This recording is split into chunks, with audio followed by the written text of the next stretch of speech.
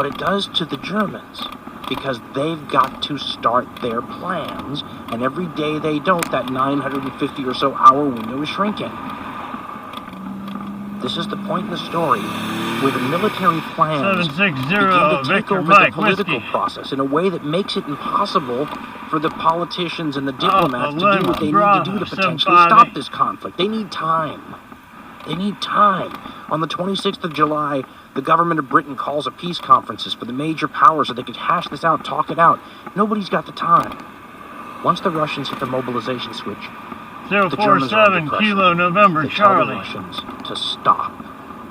The Russians say, we're only doing this against Austria-Hungary. This isn't meant, against you. Doesn't matter. The Germans have a problem now, and they begin going to everyone else and saying, are you in? Are you in? They go to the French, and they say to the French, are you in this conflict that's about to come out? Because we're going to go to war with the Russians if they don't demobilize. What are you going to do? The French said, we're going to act in accordance with our interests.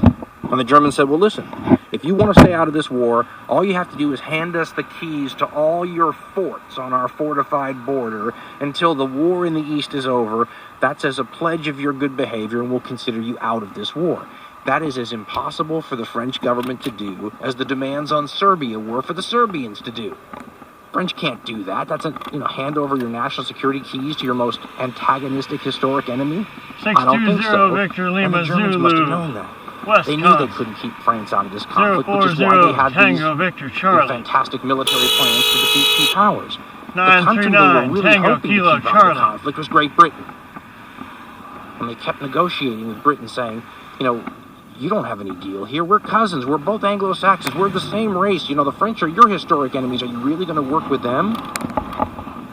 On the 30th of July, the British Prime Minister wrote in his diary, quote, the European situation is at least 1 degree worse than it was yesterday, and it has not been improved by a rather shameless attempt on the part of Germany to buy our neutrality during the war by promises that she will not annex French territory, except colonies, or Holland or Belgium.